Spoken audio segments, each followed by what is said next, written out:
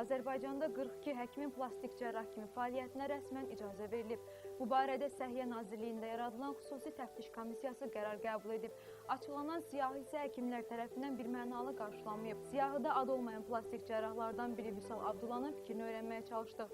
Onun işlədiyi xəstəxanadan bizə verilən cavab belə oldu. Əgər həkimin əməliyyatlarına, əməliyyat eləməsinə qadağa qoyulubdursa, bu mail vasitəsilə bizim klinikaya və həkimin özünə göndərilməlidir. Klinika bu barədə heç bir mail, heç bir belə deyək ki, tapşırıq almayıbdır. O cümlədən də həkimə onun sabahçı əməliyyatlarını təxirə salmaqla bağlı nəsə bir göstəriş Səhiyyə Nazirliyi, təbib və yaxud da hansı bir qurum tərəfindən gəlməyib. Ki bu bir halda mümkündür ki, onun sertifikatı ləğv olunar və cərrah kimi fəaliyyətinə qadağa qoyulur. Belə bir sənəd yoxdur.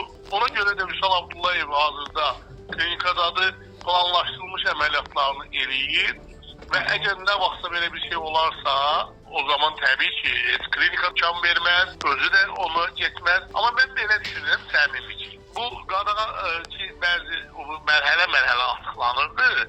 Ola bilər bu siyahı birinci mərhələdə icazə verilənlərin siyahısıdır. Bunda yoxdur. Yəqin gələcək siyahılarda olacaq.